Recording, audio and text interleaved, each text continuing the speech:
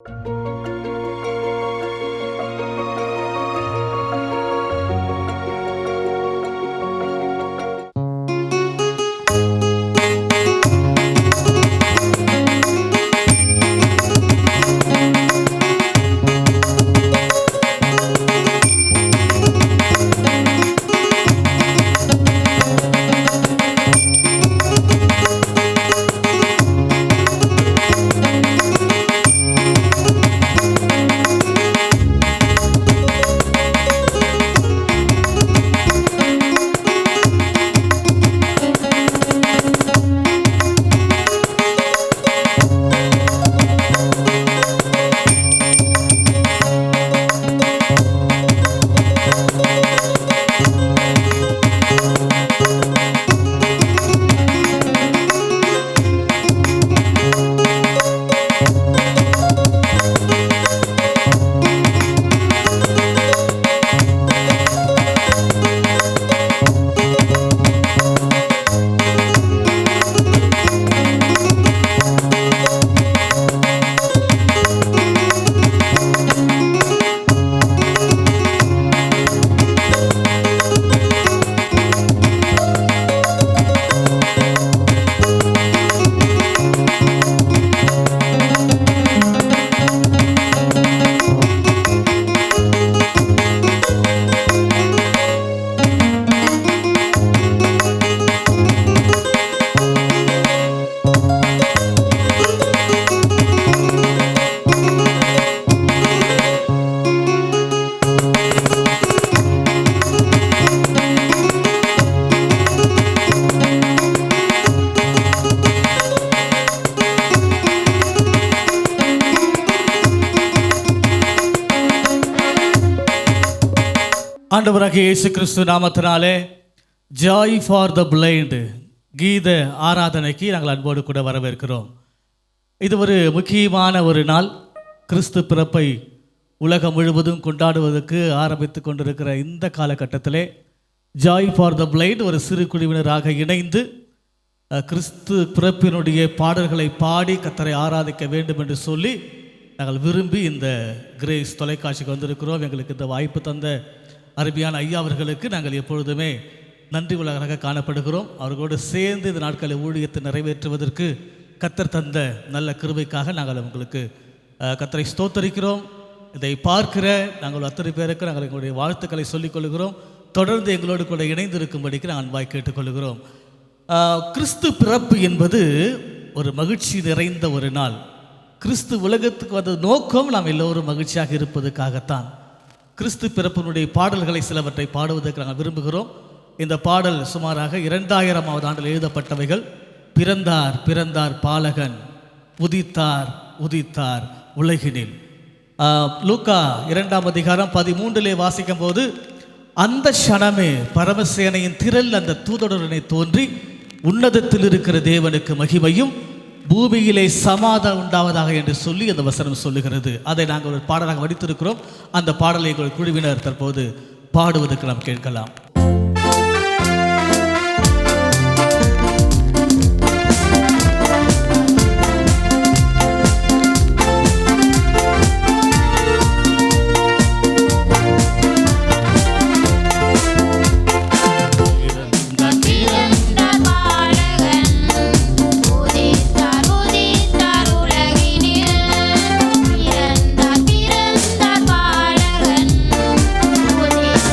உதித்தார்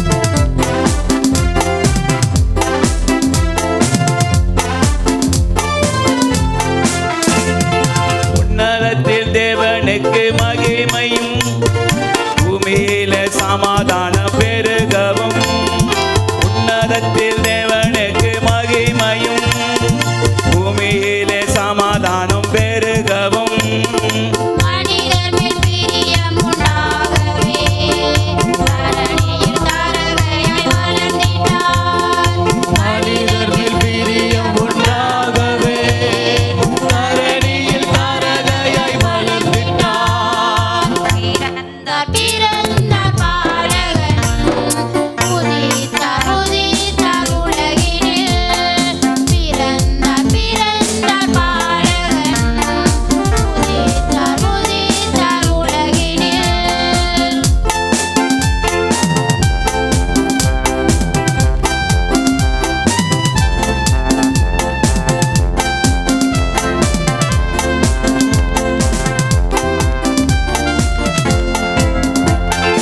அழிந்திடும் மாந்தரை காத்திட ஆண்டவர் அகிலத்தில் ஜெனித்திட்டார்.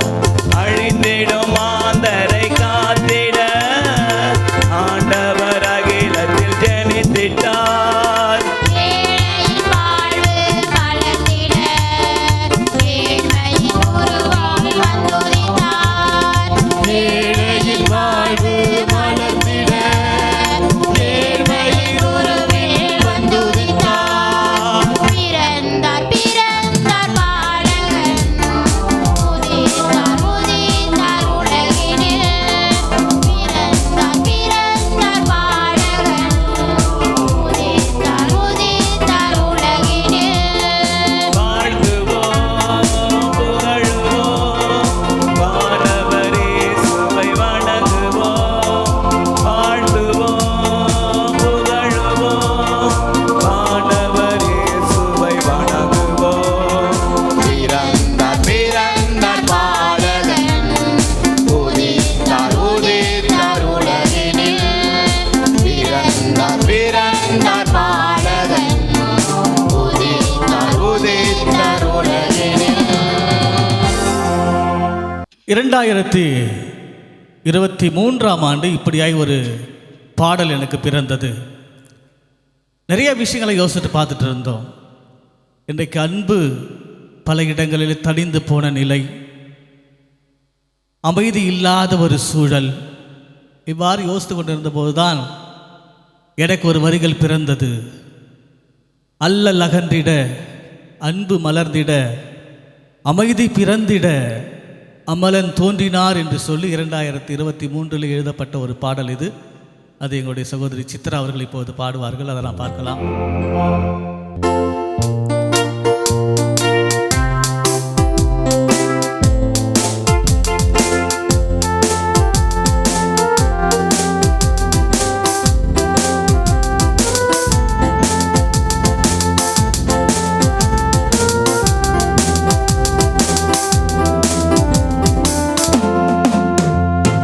விண்ணை விட்டு மண்ணில் வந்த தேவ பாலனை போற்றுகிறோம் புகழ்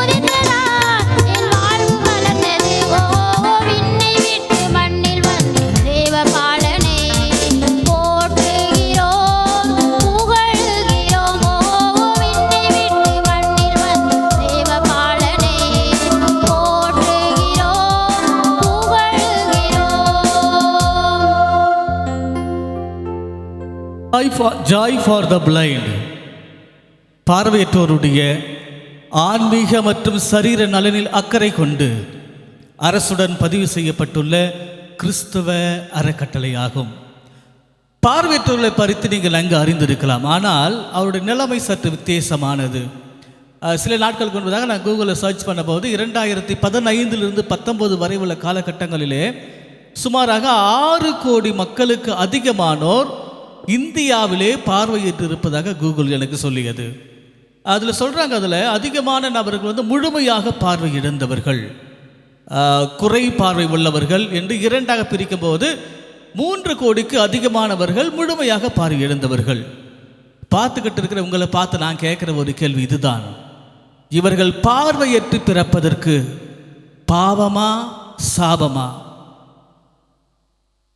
என்ன யோசிக்கிறீங்க? சாபம் இல்லை, பாவம் இல்லையா? ஏன்னா இந்த 2 விதமான பதில்கள் தான் திருச்சபையிலே நான் பேசும்போது மக்களிடத்திலிருந்து கிடைக்கக்கூடிய பதில். ஆனால் அது இல்லை என்று சொல்லி வேதம் நமக்கு தெளிவாக சொல்லுகிறது.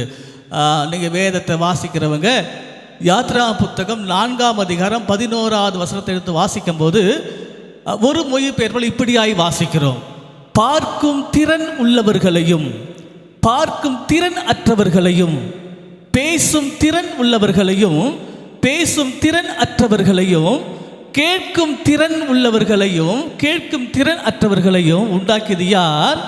கர்த்தராகிய நான் அல்லவா. God is created all the people. நாம் இதை தெளிவாய் புரிந்து கொள்வது அவசியம்.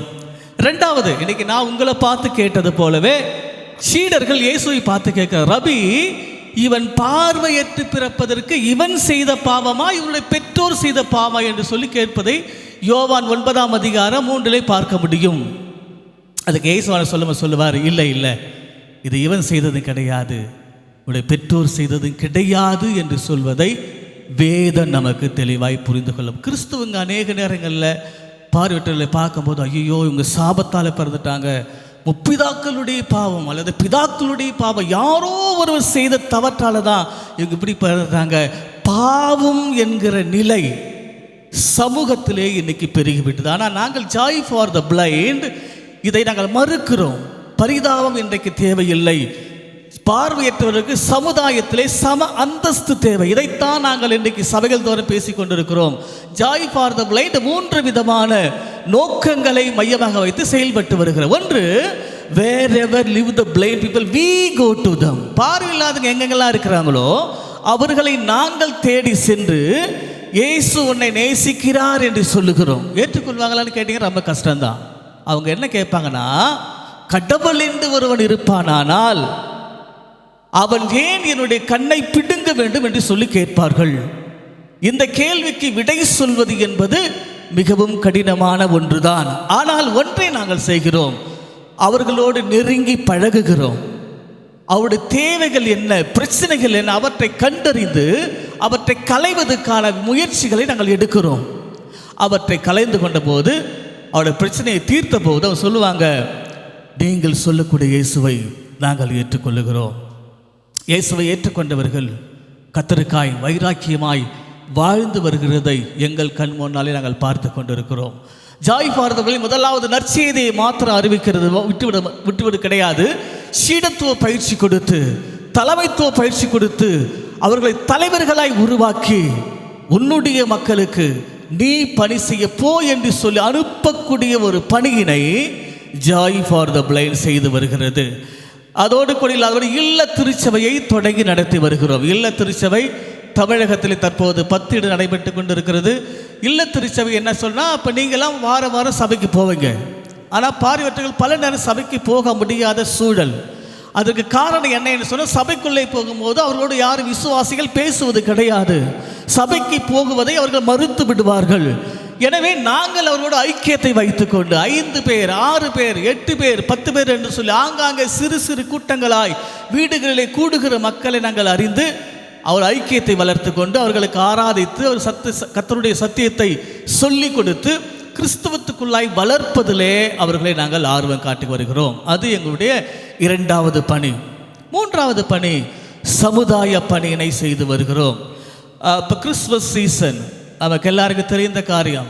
சில நேரங்களில் எங்களாலே சென்று சுவிசேஷத்தை வீடுகளில் சொல்ல முடியாது. அதனால் இப்படிப்பட்ட கூட்டங்களை கூட்டி அவர்களை ஒருங்கிணைத்து ஒரு அரை நாள் கூட்டம் அல்லது ஒரு நாள் கூட்டம் பள்ளி கல்லூரி ஆங்காங்கே இருக்கிற மக்களை கண்டறிந்து அவர்களுக்கு எப்படியா சுவிசேஷத்தை சொல்லிவிட வேண்டும் என்கிற ஒரே நோக்கத்துக்காக அவர்களுக்கு ஒரு சிறு கிஃப்டை வாங்கி கொடுத்து ஒரு மதிய உணவை கொடுத்து சுவிசேஷத்தை அவர்களுக்கு அறிவிப்போம். நாடகம் வாயிலாக, சாட்சி வாயிலாக, பாடல் வழியாக எப்படியாவது அவர்கள் இயேசு போய் சேர வேண்டும் என்கிற அந்த ஒற்றை இலக்கோடு கூட நாங்கள் வேலை செய்து கொண்டிருக்கிறோம். தொடர்ந்து இந்த ஊழியத்தை பற்றி பார்க்கலாம். அதற்கு முன்பதாக மற்றொரு குழு பாடலை கேட்கலாம். ஏசாயா புஸ்தகம் 9ஆம் அதிகாரத்தில் இப்படியாய் வாசிக்கிறோம். கார் இருளில் நடக்கிற ஜனங்கள் பெரிய வெளிச்சத்தை கண்டார்கள். அந்த வசனத்தை மையமாக வைத்து எழுதப்பட்ட ஒரு பாடல். இந்த பாடல் எழுதப்பட்ட காலம் சுமார் 2012 என்று நான் எண்ணுகிறேன். 2012. காரில் நடக்கிற ஜனங்கள் பெரிய வெளிச்சத்தை கண்டார்கள். மரண இருளின் வாசலில் இருக்கிறவர்களுக்கு வெளிச்சம் உதித்தது. அந்த பாடல் நாம் இப்போது கேட்கலாம்.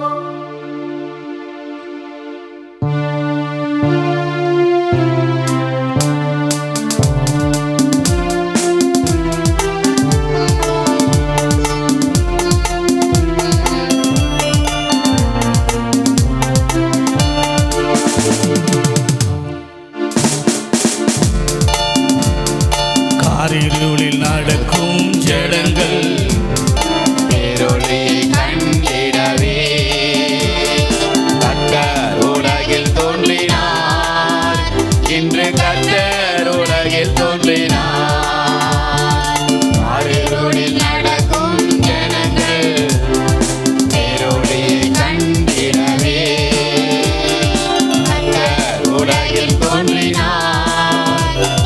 கர்த்தர் உலகில் தோன்றினார்.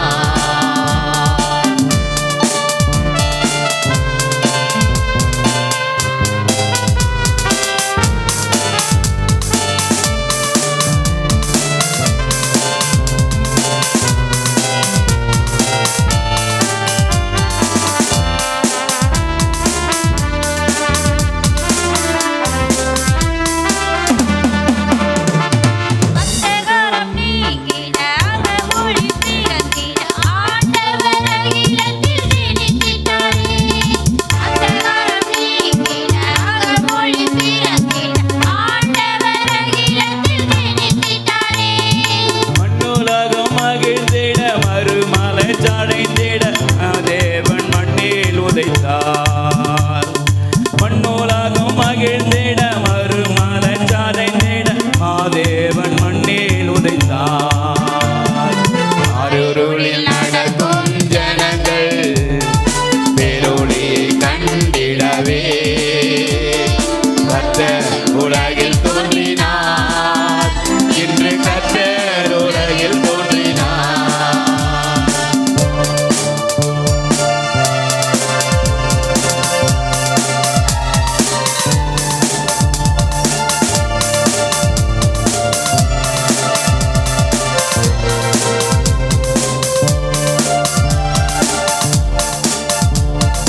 மன்னவரின் வருகையால்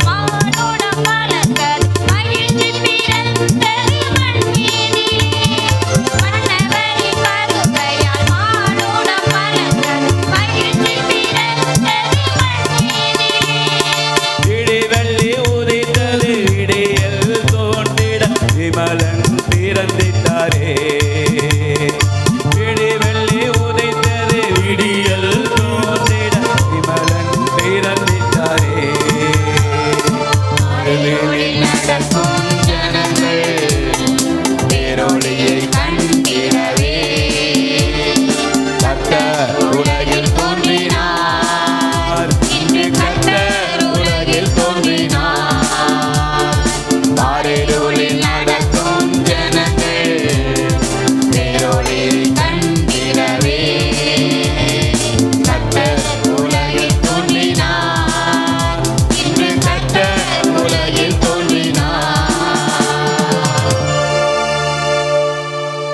இந்த இரண்டாவது சரணம் இப்படியாய் சொல்லுகிறது: மன்னவரின் வருகையால் மானுடம் மலர்ந்தது, மகிழ்ச்சி பிறந்தது மண் மீதிலே, விடிவெள்ளி உதித்தது, விடியல் பிறந்திட விமலன் தோன்றினார். நம்முடைய அநேகருடைய வாழ்க்கையில் விடியலே கிடையாதா, விடியலே பிறக்காதா என்று சொல்லி ஏங்கக்கூடிய சூழல். பார்வையற்றோருடைய அநேகருடைய வாழ்வில் விடியல் எப்போது வரும் என்று சொல்லி கேள்வி கேட்கக்கூடியவர்கள் ஏராளம் ஏராளம். அதனால் தான் இப்படி யோசித்தேன், இயேசு கிறிஸ்து மன்னவனாக இருந்ததுனால அந்த எல்லா மகிமையை துறந்து விட்டு வந்ததின் நோக்கம் என்ன தெரியுமா? விடியல் தருவதற்காகத்தான். அந்த விடியலை பெற்றுக்கொள்வதற்காகவே இப்படிப்பட்ட நிகழ்வுகளை நாங்கள் பார்வையற்ற மக்கள் மத்தியில் நடத்தி கொண்டு வருகிறோம்.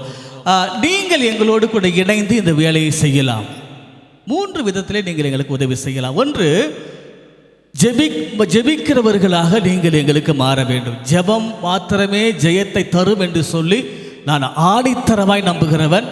எத்தனையோ காரியங்களை ஜெபித்து ஜெபித்து ஜெபித்து ஜெயம் பெற்றவன் நான். ஜெபத்திலே அத்தனை விதமான ஆற்றல் உள்ளவன் நான். எனவே தனிப்பட்ட நபராய் ஜெபித்து ஜெயம் பெறுவதை விட ஒரு கூட்ட மக்களோடு கூட சேர்ந்து ஜெபிக்கும் போது அநேகருடைய ஸ்தோத்திரத்தினாலே கிருபை பெருகும் என்று பவுலேயருடைய வார்த்தையின்படி நாம் எல்லாம் சேர்ந்து பார்வையற்ற மக்களுக்காக ஜெபிக்கும் பொழுது அநேகரை பரமக்கான நிறைய நம்மால் கூட்டி சேர்க்க முடியும். ஜெபிக்கிறவர்களாக முதலாவதாக மாற வேண்டும். ரெண்டாவதாக தன் ஆர்வ உதவியாளர், வாலண்டியர்ஸ் தேவை. நீங்கள் பொதுவாக உங்களுக்கெல்லாம் இருக்கிற புத்தகங்கள் ரொம்ப சிறியதாக இருக்கும், நீங்கள் அழகாக படிச்சிடலாம். பார்வையற்றவர்கள் படிக்கக்கூடிய புத்தகங்கள் மிக வித்தியாசமானது. பிரெயில் புத்தகம் என்று சொல்லுவோம். அதை இன்னும் கொஞ்ச நேரத்துக்கு பிறகு நாம் அதை வாசிப்பதை நீங்கள் பார்க்கலாம். அந்த புத்தகத்தை அது ஒரு குறிப்பிட்ட வகுப்பு வரைக்கும் தான் பிரெயில் புத்தகங்கள் கிடைக்கும், அதன் பிறகு கிடைக்காது. அதனால் நீங்கள் உங்களுடைய புத்தகங்களை, பாட புத்தகங்களை கல்லூரி படிக்கிறவர்களுக்கு வாசித்து காட்ட முன் வரும்போது அது அவர்களுக்கு பேருதவியாக இருக்கும். ஒருவேளை வீட்டில் இருக்கிறவர்கள் 1 மணி நேரம் 2 மணி நேரம் வேலைக்கு போகிற தம்பிமா தங்கச்சியார் ஒதுக்கி அதை நீங்கள் வாசித்து நீங்கள் ரெக்கார்ட் பண்ணி கொடுக்கும்போது பார்வையற்றவர்கள் அதனை போட்டு கேட்டு தங்கள் பாடங்களை படிப்பதற்கு உதவியாக இருக்கும். அதுக்கப்புறம் கல்லூரிக்கு போகும்போது அவர்களுக்கு எழுத்தர் தேவை, ஸ்கிரைபு. நீங்கள் அவங்க கேள்விகளை நீங்கள் கேட்பீங்க, பதில்களை அவங்க சொல்லுவாங்க. அவங்க சொல்ல நீங்கள் பேப்பரில் எழுதணும். எந்த விதமான மாற்று பாடங்கள் கிடையாது. பார்வை உள்ளவர்கள் எதை படிக்கிறீர்களோ அதைத்தான் பார்வையற்றவர்களும் படிக்கிறார்கள். இங்கே வந்திருக்கிற எங்களுடைய சகோதர எல்லாருமே படித்தவர்கள். இதில் ஒரு 4 பேர் இங்கே ஆசிரியராக இருக்கிறார்கள். மகேந்திரன் ஒரு தமிழ் ஆசிரியர், சிவராஜ் ஒரு தமிழ் ஆசிரியர், அங்கே இருக்கிற பெண்கள் பகுதி சித்ரா ஒரு இசை ஆசிரியர், கீதா ஒரு இசை ஆசிரியர். இவங்க எல்லாம் ஆசிரியர்கள். இந்த பக்கம் இவங்க இருக்கிறவங்கெல்லாம் இசையை மையமாக வைத்து தங்கள் வாழ்க்கை நடத்தி வரக்கூடியவர்கள். எனவே வாசிக்கக்கூடியவர்கள் தேவை, வாசித்து ஆட்கள் தேவை. ஜாய் ஃபார் தி பிளைண்ட் நடத்தக்கூடிய கூடுகைகளிலே நீங்கள் உதவி செய்வதற்கு எங்களுக்கு முன் வரலாம். அதோடு கூட எங்களுடைய நோக்கம், இந்த ஆண்டிலே நாங்கள் ஊழியக்காரர்கள் எடுப்பதுக்கு ஆயத்தப்படுகிறோம்.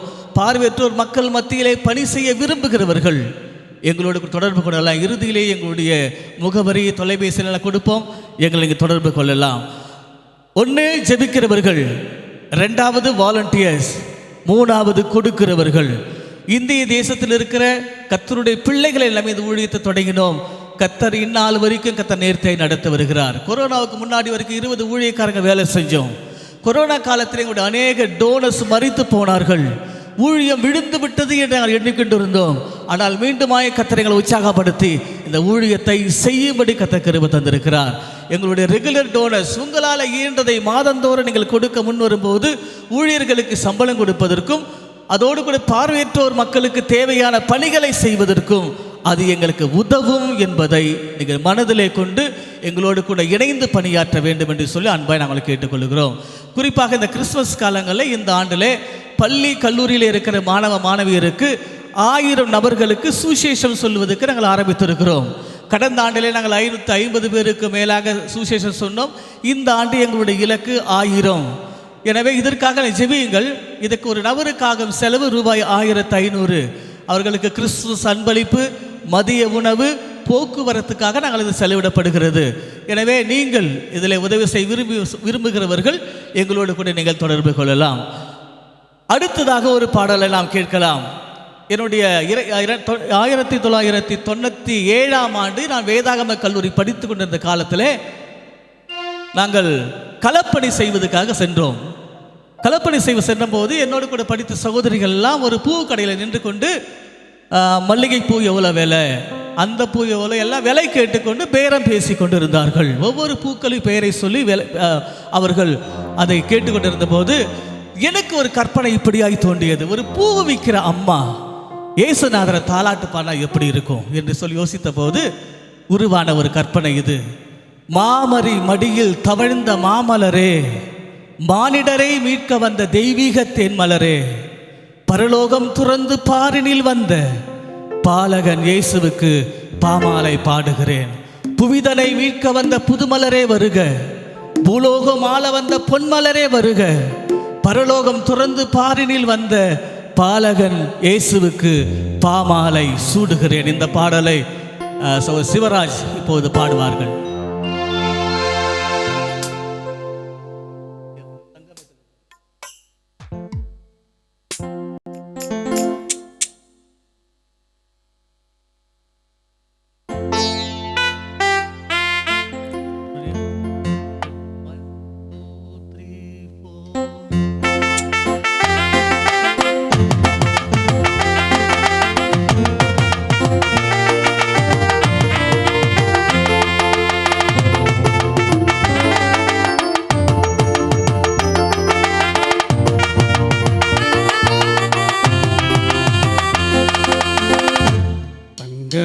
தளிர்கொடி தாளாட்டு பாடுகிறேன், தரணியில் வந்தவரை கண்மணாய்த்தாரேலோ.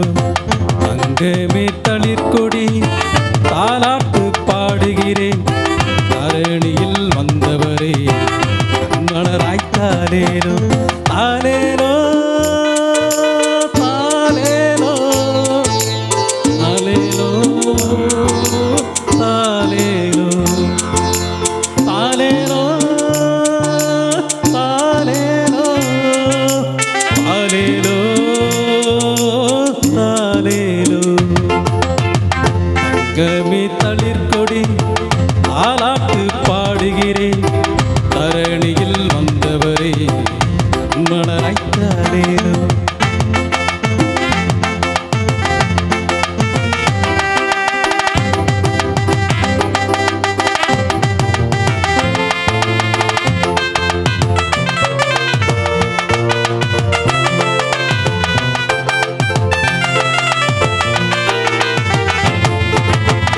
புவிதனை மீட்க வந்த புதுமலரே வருக, ஊடகம் ஆள வந்த பொன்மலரே வருக. புவிதனை மீட்க வந்த புதுமலரே வருக, ஊடகம் ஆள வந்த பொன்மலரே வருக. பரலோகம் துறந்து வாரினில் வந்த பாலகர் இயேசுவுக்கு பாமாலை பாடுகிறேன். பரலோகம் துறந்து பாரினில் வந்த பாலகர் இயேசுவுக்கு பாமாலை பாடுகிறேன். தங்கமே தளிர்கொடி தாலாட்டு பாடுகிறேன், தரணியில் வந்தவரே கண்மணராய்த்தாரேலோ.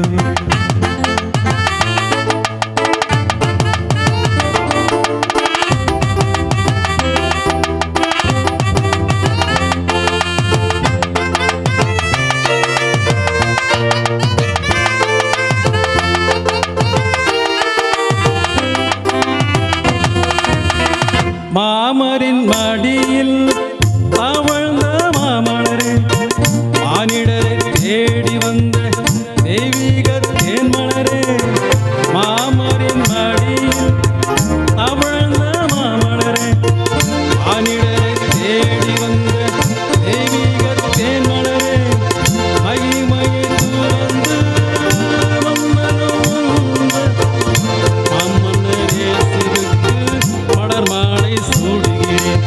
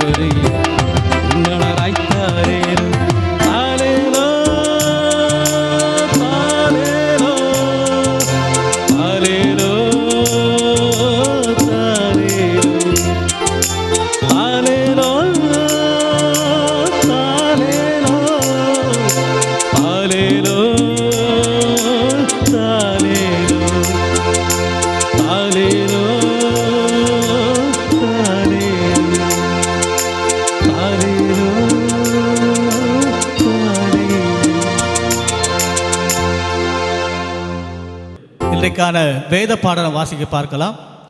இந்த வேத பகுதியை திருமதி கீதா அவர்கள் வாசிப்பார்கள். Matthew 2:12 The road sign, since God had warned him in a dream not to go back to Herod. After they had left, an angel of the appeared in a dream to Joseph and said, Herod will be looking for the child in order to kill him. So get up, take the child and his mother and escape to Egypt, and stay there until I tell you to leave. Joseph got up, took the child and his mother, and left during the night for Egypt, where he stayed until Herod died. This was done to make what the Lord had said through the prophet come true. I called my son out of Egypt. When Herod realized that the visitors from the east had tricked him, he was furious. He gave orders to kill all the boys in Bethlehem and its neighborhood who were 2 years old and younger. This was done in accordance with what he had learned from the visitors about the time when the star had appeared. In this way, what the prophet Jeremiah had said came true. A sound is heard in Ramah, the sound of bitter weeping. Rahel is crying for her children, but she refuses to be comforted, for they are dead. After Herod died, an angel of the Lord appeared in a dream to Joseph in Egypt and said, Get up, take the child and his mother and go back to the land of Israel, because those who tried to kill the child are dead. So Joseph got up, took the child and his mother, and went back to Israel. But when Joseph heard that Archelaus had succeeded his father Herod as king of Judea, he was afraid to go there. He was given more instructions in a dream. So he went to the province of Galilee and made his home in a town named Nazareth. And so what the prophets had said came true. He will be called a Nazareth.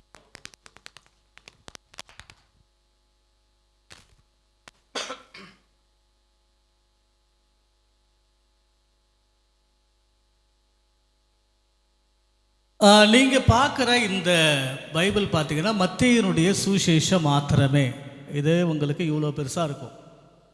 அப்போனா இதை போன்று ஒரு 42 புத்தகங்கள் அடங்கியது தான் முழு வேதாகமம். 66 புத்தகங்களும் 42 புத்தகங்களாக அச்சடிக்கப்பட்டிருக்கிறது. இன்றைக்கு நான் பேசக்கூடிய டாபிக் இதில் இருக்கிறதுனால தமிழ் வேதாகமம் எங்ககிட்ட பிரெயில் இல்லை. அதனால தான் நாங்கள் கொண்டு வந்தது ஆங்கிலத்திலே வாசிக்கும்படிக்கு நேர்ந்தது. 42 புத்தகங்கள் அடங்கியது தான் ஒரு முழு வேதாகமம். உங்களுக்கு ரொம்ப சின்னதாக இருக்குல்ல, நம்ம சர்ச்சைக்கு போகிறதுக்கு கூட பைபிளை எடுத்துகிட்டு போகிறதுக்கு நம்ம யோசிக்கிறோம். மொபைல்லே படிச்சிடலாம் இல்லை, வேதத்தை நம்ம உட்காந்து வாசிக்கிறது நல்லது. ஏன்னா நிறைய டிரான்ஸ்லேஷன் இருக்குது, மொழிபெயர்ப்பில் நிறைய பிரச்சனைகள் இருக்குது. அதனால் நெட்டில் படிக்கிறதெல்லாம் குறைச்சிட்டு நமக்கென்று தந்திருக்கிற பரிசுத்த தந்திருக்கிற அந்த வேதத்தை நான் கையில் எடுத்து வாசிப்பது நல்லது. அதனால தான் நாங்கள் சபைகளுக்கு போகும்போது எந்த பகுதியில் பேச போகிறோமோ அந்த பகுதியை மாத்திரம் நான் கொண்டு போய் நாங்கள் வேதத்தை நாங்கள் அங்கே வாசிப்பது உண்டு. இதை போட்டு 42 புத்தகம். இது மத்தேயுனுடைய இங்கிலீஷ் வேர்ஷன் மாத்திரமே இது. அதனுடைய தமிழாக்கத்தை தம்பி பிலிப்பு வாசிக்க நாம் இப்போ கேட்கலாம். இன்றைக்குரிய வேத வசனம் மத்திய எழுதின நிருபணம் 2ஆம் அதிகாரம் 12 முதல் 23 வரை. பின்பு அவர்கள் ஏரோதினிடத்திற்கு திரும்பி போக வேண்டும் என்று சொப்பனத்தில் தேவனால் எச்சரிக்கப்பட்டு வேறு வழியாய் தங்கள் தேசத்திற்கு திரும்பி போனார்கள். அவர்கள் போன பின்பு கர்த்தருடைய தூதன் சொப்பனத்தில் யோசேப்புக்கு காணப்பட்டு, ஏரோது பிள்ளையை கொலை செய்ய தேடுவான், ஆதலால் நீ எழுந்து பிள்ளையையும் அதன் தாயையும் கூட்டிக் கொண்டு எகிப்து தேசத்திற்கு போய் நான் உனக்கு சொல்லும் வரைக்கும் அங்கே இரு என்றான். அவன் எழுந்து இரவிலே பிள்ளையையும் அதன் தாயையும் கூட்டிக் கொண்டு எகிப்து தேசத்திற்கு புறப்பட்டு போய் ஏரோதியின் மரண பரியந்தம் அங்கே இருந்தான். எகிப்திலிருந்து என்னுடைய குமாரனை வரவழைத்தேன் என்று தீர்க்கதரிசியின் மூலமாய் கர்த்தரால் உரைக்கப்பட்டது நிறைவேறும்படி இப்படி நடந்தது. அப்பொழுது ஏரோது தன் சாஸ்திரிகளால் வஞ்சிக்கப்பட்டதைக் கண்டு மிகுந்த கோபமடைந்து ஆட்களை அனுப்பி தான் சாஸ்திரிகளிடத்தில் திட்டமாய் விசாரித்த காலத்தின்படியே பெத்லகேமிலும் அதன் சகல எல்லைகளிலும் இருந்த இரண்டு வயதிற்கு உட்பட்ட எல்லா ஆண் பிள்ளைகளையும் கொலை செய்தான். புலம்பலும் அழுகையும் மிகுந்த துக்கம் கொண்டாடலும் ஆகிய கூக்குரல் ராமாவிலே கேட்கப்பட்டது. ராக்கேல் தன் பிள்ளைகளுக்காக அழுது அவைகள் இல்லாதபடியால் ஆறுதல் அடையாதிருக்கிறாள் என்று எரேமியா தீர்க்கதரிசியினால் உரைக்கப்பட்டது அப்பொழுது நிறைவேறிற்று. ஏரோது இறந்த பின்பு கர்த்தருடைய தூதன் எகிப்திலே யோசேப்புக்கு சொப்பனத்திலே காணப்பட்டு, நீ எழுந்து பிள்ளையையும் அதன் தாயையும் கூட்டிக் கொண்டு இஸ்ரவேல் தேசத்திற்கு போ, பிள்ளையின் பிராணனை வாங்க தேடினவர்கள் இறந்து போனார்கள் என்றான். அவன் எழுந்து பிள்ளையையும் அதன் தாயையும் கூட்டிக் கொண்டு இஸ்ரவேல் தேசத்திற்கு வந்தான். ஆகிலும் அர்கேலாயு தன் தகப்பனாகிய ஏரோதியின் பட்டணத்திற்கு வந்து யூதேயாவில் அரசாளுகிறான் என்று கேள்விப்பட்டு அங்கே போக பயந்தான். அப்பொழுது அவன் சொப்பனத்தில் தேவனால் எச்சரிக்கப்பட்டு கலிலேயா நாட்டின் புறங்களிலே விலகி போய் நாசரேத்து என்னும் ஊரிலே வந்து வாசம் பண்ணினான். நசரேயன் எனப்படுவார் என்று தீர்க்கதரிசிகளால் உரைக்கப்பட்டது நிறைவேறும்படி இப்படி நடந்திற்று. நன்றி. இயேசு ராஜா எங்கள் ராஜா எம்மை காக்க வந்த ராஜா. இந்த பாடல் 2001 எழுதியது சகோதரர் மகேந்திரன் அவர்கள் இப்போது பாட நாம் அதை கேட்கலாம்.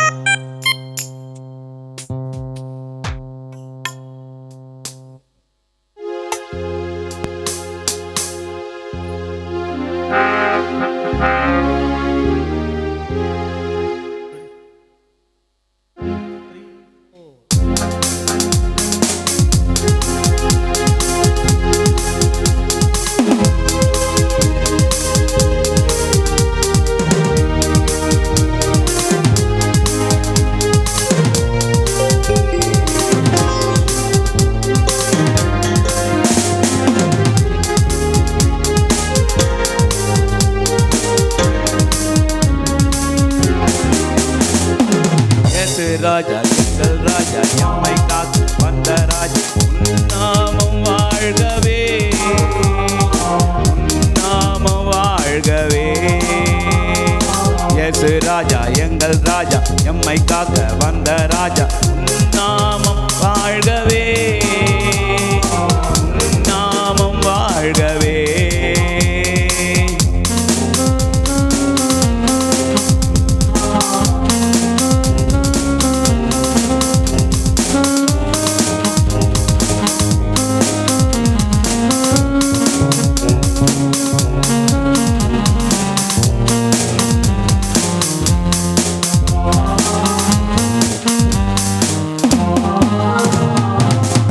கருவில் கர்த்தர் உருவானார், உலகமீட்க ஒளியாக பிறந்தார்.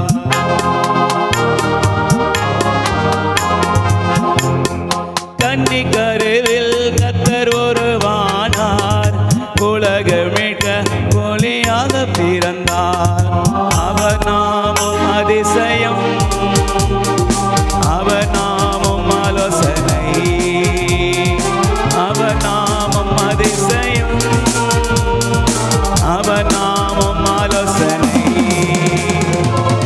இயேசு ராஜா எங்கள் ராஜா எம்மை காக்க வந்த ராஜா உன் நாமம் வாழ்கவே உன் நாமம் வாழ்கவே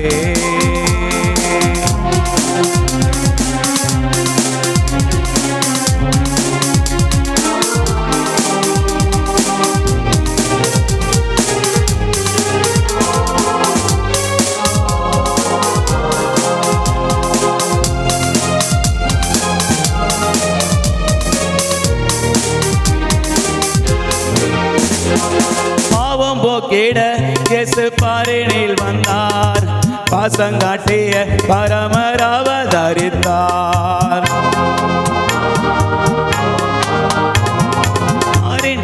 பாவம் போக்கிட இயேசு பாரினில் வந்தார் பாசங்காட்டிய பரமர் அவதரித்தார் அவர் நாமம் நித்திய பிதா அவர் நாமம் சாந்த பிரபு அவர் நாமம் நித்திய பிதா அவர் நாமம் சாந்த பிரபு இயேசு ராஜா எங்கள் ராஜா எம்மை காக்க வந்த ராஜா உன் நாமம் வாழ்கவே உன் நாமம் வாழ்கவே இயேசு ராஜா எங்கள் ராஜா எம்மை காக்க வந்த ராஜா உன் நாமம் வாழ்கவே உன் நாமம் வாழ்கவே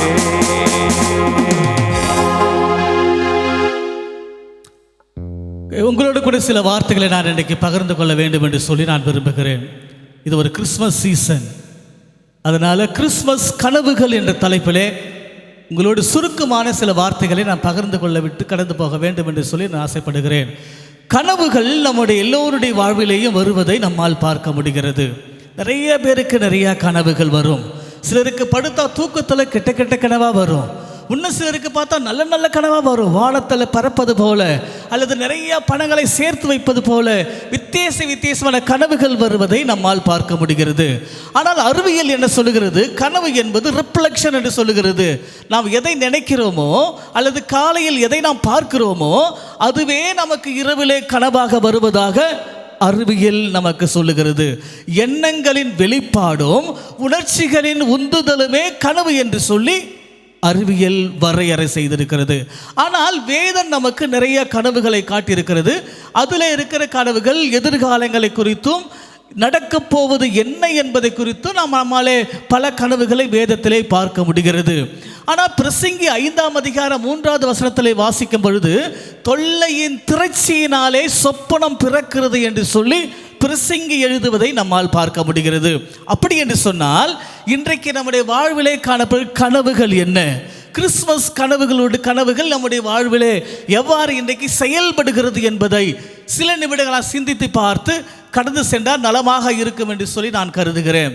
நம்முடைய முன்னாள் குடியரசுத் தலைவர் அப்துல் கலாம் அவர்கள் சொல்லும்போது, உறக்கத்தில் வருவது கனவு அல்ல, உன்னை உறங்க விடாமல் செய்வது தான் கனவு. அப்போ என்ன சொல்றாருன்னா, அவர் பேசக்கூடிய கனவு விஷன், தொலைநோக்கு பார்வை. நம்முடைய வாழ்க்கையில் ஏதோ ஒன்றை சாதிக்க வேண்டும் என்று சொல்லி அதை நோக்கி ஓடிக்கொண்டே இருக்கக்கூடிய அந்த வாழ்வு தான் அவர் பேசக்கூடியது.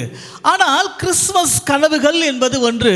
ஒரு 4 கனவுகளை நான் உங்கள் இன்னைக்கு படம் பிடித்து காட்டுவதற்கு ஆசைப்படுகிறேன். மத்தேயு 1ஆம் அதிகாரத்துக்குள்ளே கடந்து வந்தீங்கன்னா, மரியாளை யோசேப்புக்கு நியமித்திருக்கிறார்கள். அவள் கருவுற்றிருக்கிறாள். யோசேப்பு யோசிக்கிறான், கருவுற்றிருக்கிற ஒரு பெண்ணை என் தலையில் கட்டி வைத்து விட்டார்களே என்று சொல்லி யோசித்து, அவன் நீதிமானாய் இருந்தபடியினாலே அவளை ரகசியமாய் தள்ளிவிடுவதற்கு சிந்தித்து கொண்டிருந்தான் என்று சொல்லி நமக்கு வாசிக்கிறோம். நீங்கள் அந்த 19, 20, 1 நீங்கள் வாசிக்கும் போது இந்த சம்பவத்தை நம்மால் பார்க்க முடியும்.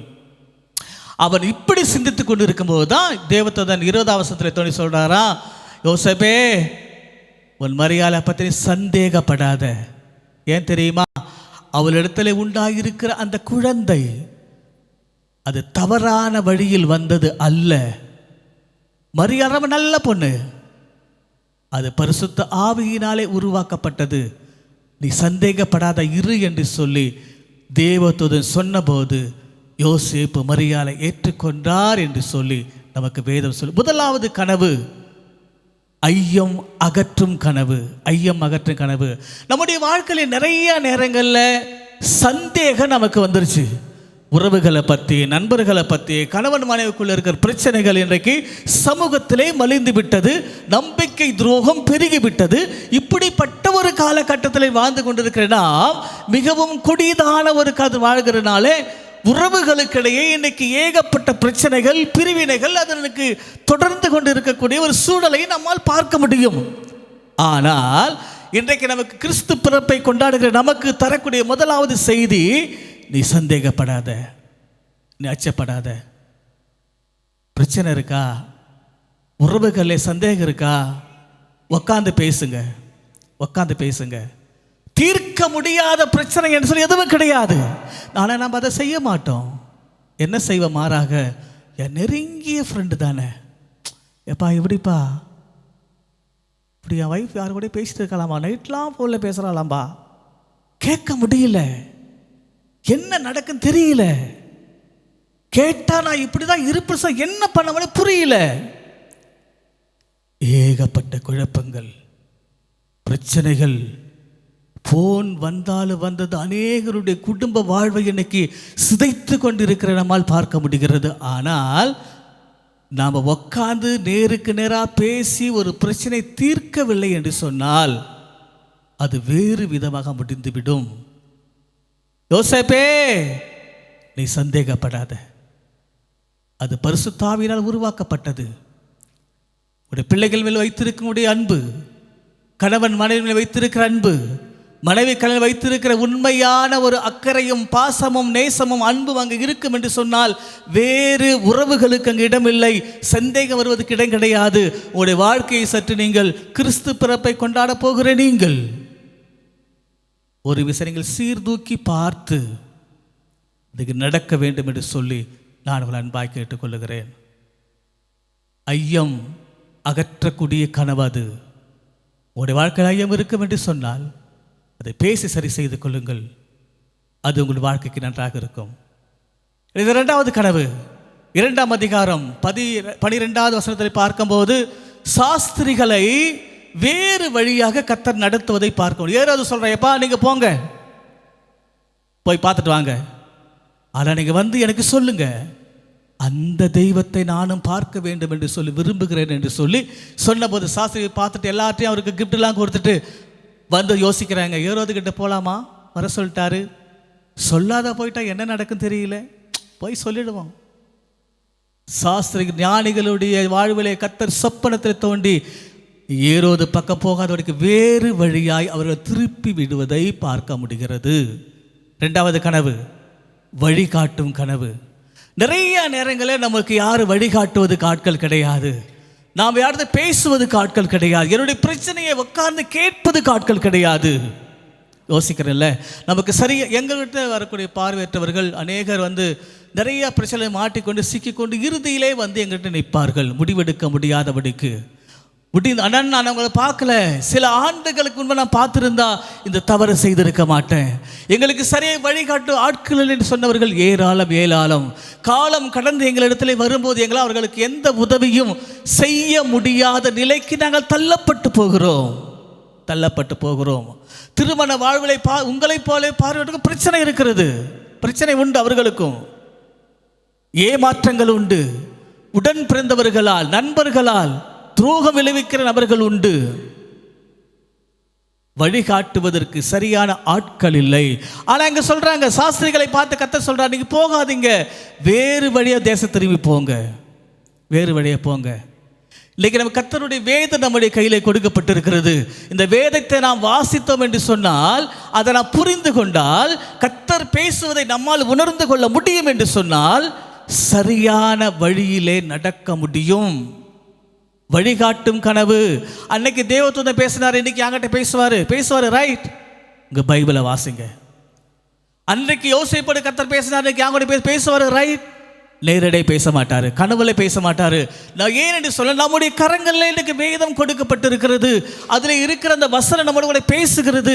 அது பேசுகிறதை புரிந்து கொள்ள முடியவில்லை என்று சொன்னால், விழங்காலில் நின்று ஆண்டவர் கேளு, ஆண்டவரே என்ன பேசுகிறது என்று பேசுவதை என்னால் புரிந்து கொள்ள முடியவில்லை, எனக்கு போதியும், எனக்கு கற்றுத்தாரும் என்று சொல்லி கேளுங்க. அது உங்களுக்கு கற்றுக் கொடுக்கும். வழி காட்டும் கனவு. நீங்கள் வீட்டில் நேரம் எடுத்து 1 ராஜாக்கள் புஸ்தகம் 12ஆம் அதிகாரத்தில் நீங்கள் எடுத்து வாசித்து பாருங்கள். சாலமோன் மரித்த பிறகு அவனுடைய மகன் ரெகோபியாம் ஆட்சியால் வருகிறான். வந்த பொண்ணே அவங்க அந்த இஸ்ரவேல் தேசத்தினுடைய மூப்பர்கள்லாம் வந்து கேட்குறாங்க, உங்கள் அப்பா எங்கள் மேலே ரொம்பமாக பாரத்தை சுமத்திட்டாரு, நீங்கள் அதை கொஞ்சம் குறைச்சிடுங்க, நாங்கள் என்னாலும் சேவிப்போம் என்று சொன்னாங்க. உடனே அவர்கள் 3 நாள் கழித்து வருஷம் சொல்லிடுறான். 6வது வசனத்தில் பார்க்கும்போது சொல்லுகிறான், முதியவர்கள் ஆலோசனை சொல்கிறாங்க, அந்த மக்களுக்கு நல்ல வார்த்தையை சொல்லும், எங்கள் அப்பா செய்வார் செய்ய மாட்டேன், உங்களை நான் நேசிக்கிறேன், உங்களை அக்கறை வைத்திருக்கிறேன், பாரத்தை குறைப்ப சொல்லி நல்ல வார்த்தை சொல்லுங்க சொல்லி சொன்னாங்க முதியவர்கள். ஆனால் யெரொபெயாம் சொல்கிறான், 6வது வசனத்தில் பார்க்கும்போது முதியவர்களின் ஆலோசனை தள்ளிவிட்டு அவனோடு கூட வளர்ந்த வாலிபர்களிடத்தில் ஆலோசனை கேட்குறான். அவங்க சொல்கிறாங்க, எங்கள் அப்பா அவங்களை சவுக்காத தண்டிச்சாரு, நான் உங்களை தேள்களாக தண்டிப்பேன், உங்களுடைய பாரம் தான் சுமத்துறாங்க, மிகுதியான பாரத்தை சுமத்த சொல்லுங்க, கடினமான உத்தரத்தை சொல்லுங்க, அவங்க பயந்து கொண்டு சேவிப்பார்கள். 2 ஆலோசனை வருது ரெகோபியாமுக்கு. முதியவர்கள் பாரத்தை குறைக்கிறேன்னு சொல்லுங்க, வாலிபர்கள் சொல்றாங்க கடினமாக்கும் சொல்லுங்க. அவங்க பயப்படுவாங்க, நீ அன்பா சொன்ன நேசிப்பாங்க. ஆனால் ரெகோபியாமுக்கு முதியவர்கள் சொன்னது பிடிக்கவில்லை, மாறாக வாலிபர்கள் சொன்னது பிடித்தது. அதை கேட்டு 3 நாள் கழித்து வந்த அந்த இஸ்ரவேல் மூப்பர்களுக்கு அவன் சொன்னபோது, தாவீதுடைய கோத்திரத்தினை பார்த்துக்கொள், இனி உனக்கு எனக்கு பங்குமில்லை என்று சொல்லிவிட்டு சென்று விட்டார்கள். இதை கேட்டு யெரொபெயாம் வருகிறான். ரெகோபியாம் பயந்து ராஜ்யபாரத்தை விட்டு ஓடிவது பார்க்க முடியுது. அன்றைக்கு தான் தேசம் 2ஆக பிரிவதை பார்க்க முடியும். ஒரு ஆலோசனை கேட்பதற்கு கூட நமக்கு மனமற்ற நிலையிலே வாழக்கூடிய ஒரு சூழலை நம்மால் பார்க்க முடிகிறது. வழிகாட்டுவதற்கு ஆட்கள் இருக்கிறார்கள், நம்முடைய கரத்திலே திரளாய் கொடுக்கப்பட்ட வேத வசனங்கள் இருக்கிறது, ஊழியர்கள் இருக்கிறார்கள், தொண்டு நிறுவனம் இருக்கிறது. சரியான நபரிடத்திலே சென்று சரியான ஆலோசனை கேட்பது அது உங்களுக்கு உகந்ததாக இருக்கும். சரியான வழிகாட்டுதலுக்குள்ளே நடக்கும்போது தான் நீங்கள் சரியான நடக்கிறீர்கள் என்று சொல்லி புரிந்து கொள்ள முடியும். சாஸ்திரிகளை வேதம் சரியாய் வழி நடத்தினது. அதே போல் இன்றைக்கு வழி நடத்த வேண்டும் என்று சொன்னால் இந்த வேதத்தை நீங்கள் பிடித்து கொள்ளுங்கள். யாருடைய ஆலோசனை கேட்குறவங்களும் கேட்கல எனக்கு தெரியாது. நீங்கள் வேதத்தை நீங்கள் சரியாய் வாசித்தீங்கன்னா, முறையாக கற்றுக்கொண்டீங்கன்னா அது உங்களை சரியாக வழி நடத்தும். எனது 3வது கனவு 13வது வசனத்துக்குள்ளே வரும்போது பிரச்சனை வந்துருச்சு. பிரச்சனை வந்த உடனே சொல்றாரு, நீ ஏரோது பிள்ளையை கொலை செய்ய பார்க்கிறான், நீ அவனை கூட்டிகிட்டு போ. 3வது கனவு பாதுகாக்கும் கனவு. ஆண்டவர் நம்ம ஒவ்வொருவரையும் பாதுகாப்பதற்கு வல்லவராகவே இருக்கிறார். நம்முடைய எல்லா நேரங்கள், இடுக்கங்கள், சோர்வுகள், விளைவு எல்லா நேரத்திலும் ஆண்டவர் நம்மை பாதுகாப்பதற்கு வல்லவராக இருக்கிறார். ஏனென்று சொன்னால் அவருடைய கரத்திலே நானும் நீங்களும் வரையப்பட்டிருக்கிறோம். நானும் நீங்கள் கரத்தில் வரையப்பட்டு இருக்கிறதுனால்தான் நமக்கு அவர் என்ன பிரச்சனை வந்தாலும் நமக்கு பாதுகாக்க முடியும். நான் பேசிக்கொண்டே இருப்பேன், எத்தனையோ சம்பவங்கள் என்னுடைய வாழ்க்கையில் நடந்ததை நான் சொல்லிக்கொண்டே இருப்பேன். ஆனால் நான் காலத்தை கருதி நான் முடிப்பதுக்கு நான் விரும்புகிறேன். ஆண்டவர் நம்மை பாதுகாப்பதற்கு ஆற்றல் மிகுந்த. ஏனென்று சொன்னால் ஏசு பிறந்தவொடனே பிரச்சனை வந்துருச்சு, கொல்ல ஆரம்பிச்சிட்டாங்க. அன்னைக்கு நமக்கும் அதே மாதிரி பிரச்சனை வாழ்க்கையில் வரதான் செய்யும், போராட்டங்கள் வரதான் செய்யும். ஆனால் தேவனால ஜெயிப்பதற்கு ஜெய கிறிஸ்து நமக்குள்ளே வாழ்ந்து கொண்டிருக்கிறார். உலகத்தில் இருக்கிற எல்லாரை பார்க்கலும் எனக்குள்ளே உங்களுக்குள்ளே இருக்கிறவர் அவர் பெரியவர். அல்லேலூயா. அதனால பாதுகாக்கக்கூடிய ஒரு கனவு இன்னைக்கு நமக்கு தேவை. ஆண்டவர் நம்மை பாதுகாத்து கொண்டிருக்கிறார். நீங்கள் ஏசாயா புஸ்தகம் 26வது அதிகாரம் 1வது வசனத்தை வாசிக்கும் போது நமக்கு ஒரு நகரம் உண்டு, நமக்கு ரட்சிப்பு என்கிற மதிலையும் அரணையும் கத்த தந்திருக்கிறார். நீங்கள் என்னைக்கு இயேசு கிறிஸ்து ஏற்றுக்கொண்டீங்களோ நீங்கள் அவருடைய மதிலுக்குள் இருக்கிறீங்க. அவர் உங்களுக்கு அரணாயிருந்து அவர் உங்களை பாதுகாக்கிறார் என்கிற ஒன்றை நீங்கள் மனதிலே வைத்துக் கொள்ளுங்கள். பாதுகாக்கும் கனவு இன்னைக்கு நம்மோடு கூட பேசுகிறதா இருக்கிறது. எனது 4வது குறிப்பு 15வது வசனத்தை பார்க்கும்போது, எகிப்திலே இருந்து பிள்ளையை வர பண்ணுவேன் என்று சொல்லி தீர்க்கதரிசி உரைக்கப்பட்டது நிறைவேறும்படிக்கு எகிப்துக்கு கொண்டு போய் அவர்கள் வைத்திருந்து பிறகு பிள்ளையை கொண்டு வர பார்க்கிறோம். 15வது வசனமும் 23வது வசனம் சொல்லுகிறது, அவர் எகிப்திலிருந்து பிள்ளையை வர வைக்க வேண்டும் என்று சொல்லி தீர்க்க தரிசனம் உரைக்கப்பட்டு நிறைவேறும்படிக்கு இப்படி நடந்தது. 23 வாசிக்கும் போது நசரேயன் என பெயர் பெறுவார் என்று தீர்க்க தரிசனம் உரைக்கப்பட்டு நிறைவேறும்படிக்கு இப்படி நடந்தது. இந்த 2 குறிப்பு ஒன்றை குறிக்கிறது. ஒன்று, நிறைவேறும் கனவு. நிறைவேறும் கனவு. உங்களுடைய வாழ்க்கையில் எது எல்லாம் நிறைவேறல சொல்லி யோசிச்சுட்டு இருக்கிறீங்களோ, நீங்கள் செய்ய வேண்டிய ஒன்று தான். நீங்கள் செய்ய ஒன்று தான். ஒருவேளை இயேசுவுக்கு நீங்கள் இதுவரை நீங்கள் இடம் கொடுக்காதபடிக்கு கொண்டாட்டத்திலேயே உங்கள் வாழ்க்கை செல்லும் என்று சொன்னால், இன்றைக்கு நீங்கள் இயேசுவுக்கு உங்கள் உள்ளத்தை விட்டு கொடுத்து விடுங்கள். உங்களுடைய ஆசைகள், உங்களுடைய எதிர்பார்ப்புகள், உங்களுடைய எண்ணங்கள், உங்களுடைய ஏக்கங்கள் அவை எல்லாம் நிறைவேறக்கூடிய அது நாளாக அது இருக்கும் என்பதை நீங்கள் மனதிலே பதித்து வைத்துக் கொள்ளுங்கள். நிறைவேறும் கனவு. அதுக்கு நீங்கள் செய்ய வேண்டியது, உங்களுடைய உள்ளத்தில் 100% இயேசுவுக்கு விட்டு கொடுத்துருங்க. நான் அல்ல, இனி கிறிஸ்துவே என்னில் வாழ்கிறார் என்பதை ஒத்துக்கொள்ளுங்கள்.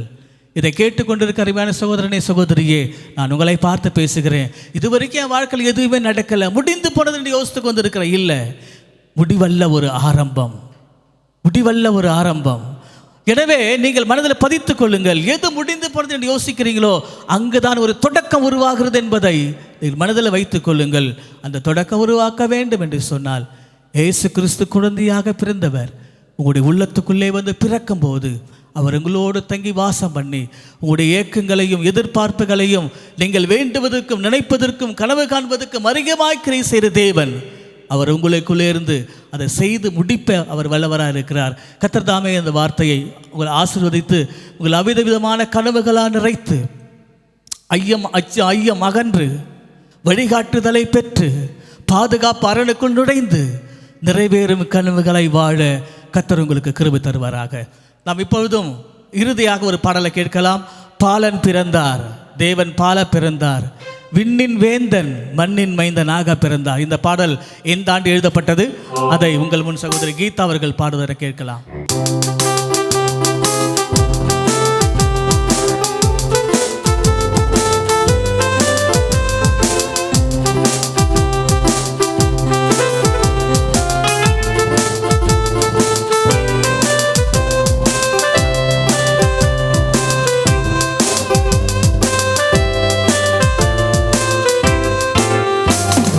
பாலன் பிறந்தார், தேவ பாலன் பிறந்தார், விண்ணின் வேந்தன் மண்ணின்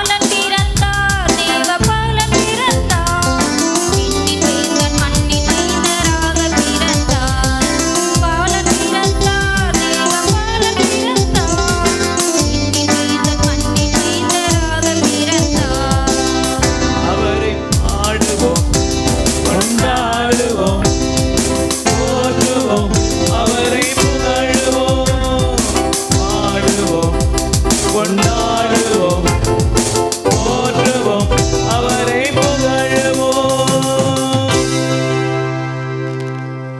எங்களுடைய நிகழ்ச்சிகளுடைய நேரமாய் கண்டுகளித்தவர்களுக்கு நாம் மிக்க நன்றி கூறுகிறோம். எங்களுக்கு இந்த வாய்ப்பை தந்த அருமையான கிரேஸ் தொலைக்காட்சியினுடைய நிறுவனருக்கு நாங்கள் எப்பொழுதும் நன்றியுள்ள காணப்படுகிறோம். நாம் ஜெபித்து இந்த நிகழ்ச்சியை நாம் முடிக்கலாம். நல்ல பிதாவே, நாங்கள் நமக்கு நன்றி செலுத்துகிறோம். நீ தந்த நல்ல வாய்ப்புக்காக நமக்கு ஸ்தோத்திரம்.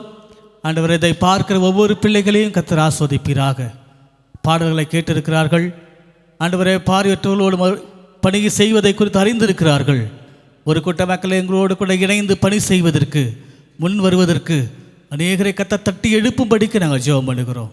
ஐயங்கள் அகற்றி வழிகளை கண்டறிந்து பாதுகாக்க அரணுக்குள் ஓடி ஒளிந்து கொண்டு கனவுகளை நிறைவேற்றி வாழ்வதற்கு கனவுகள் அடைவதற்கு கர்த்தர் ஒவ்வொரு பிள்ளைகளுக்கு கிருபை தரும்படிக்காக நாங்கள் ஜெபம் பண்ணுகிறோம். இந்த ஊழியத்துக்காக ஸ்தோத்திரம். இந்த ஊழியத்தை கர்த்தர் வளர்ப்பீராக. எல்லா இடங்களிலும் இந்த நிகழ்ச்சி பரவுவதற்கு, இந்த தொலைக்காட்சி செயல்படுவதற்கு கர்த்தர் அதுக்கு ஏற்ற எல்லா சாத்திய கூறுகளையும் கர்த்தர் உருவாக்கி தரும்படிக்காக நாங்கள் ஜெபம் பண்ணுகிறோம். இயேசுவின் மூலமாக ஜெபம் கேட்கிறோம் நல்ல பிதாவே, ஆமென். என் ஆத்துமாவே கர்த்தரை ஸ்தோத்திரி, என் முழுவலுமே பரிசுத்த நாமத்தை ஸ்தோத்திரி. என் ஆத்துமாவே கர்த்தரை ஸ்தோத்திரி, கர்த்தர் செய்த சகல மறவாதே. ஆமென்.